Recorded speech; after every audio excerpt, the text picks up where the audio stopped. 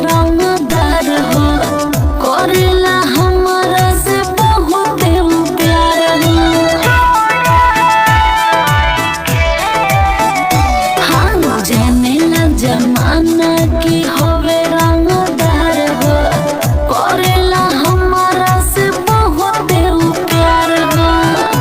पूरा छोड़ा थोड़ा नइखे,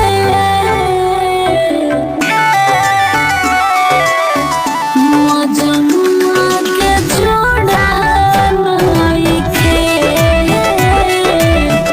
नमस्कार, मैं विष्णु। आप देख रहे हैं हंगामा न्यूज भोजपुरी और आज मैं एक गाने के बारे में बताऊंगा जिस गाने का नाम है मजनुआ के जोड़ा नइखे। जी हाँ, जो कि भोजपुरी में बहुत ही साफ सुथरा गाना आया है, बहुत ही अच्छा गाना आया है। ये लव स्टोरी गाना है जो कि त्रिमूर्ति म्यूजिक भोजपुरी से ये गाना लॉन्च हुआ है, आज ही के सुबह लॉन्च हुआ है। तो चलिए मैं इस गाने के फुल डिटेल दूंगा इस वीडियो में।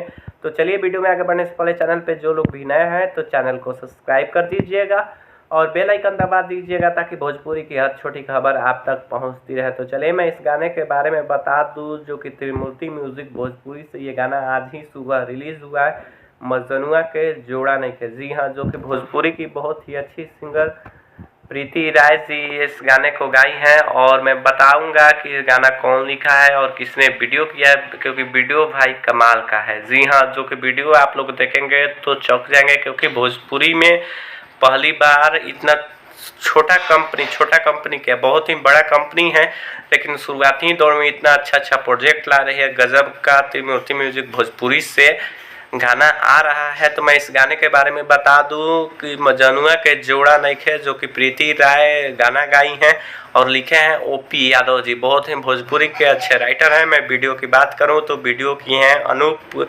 गुप्ता जी, बहुत ही अच्छे वीडियो डायरेक्टर हैं। तो जो लोग ये गाना अभी नहीं सुने हैं तो जाइए एक बार सुनिए और अपना ढेर सारा प्यार दुला दीजिए और कमेंट कीजिएगा कि आखिर गाना ये कैसा है और आप लोगों को कैसा लगा। अगर गाना अच्छा लगे तो गाना शेयर कीजिएगा और लोगों को भी सुनाइएगा, क्योंकि बहुत ही अच्छा गाना है। क्योंकि मुझे बहुत अच्छा लगा तो सोचा कि मैं आप लोगों तक पहुंचा दें। तो चलिए इस गाने को आप लोग सुनिए और ढेर सारा प्यार दुला दीजिए ताकि ये गाना मिलियन में जाए, कम से कम 100 मिलियन ये गाना पहुंच जाए मजनुआ के जोड़ा नइखे। तो चलिए वीडियो में मिलते हैं अगले वीडियो में, तब तक के लिए धन्यवाद।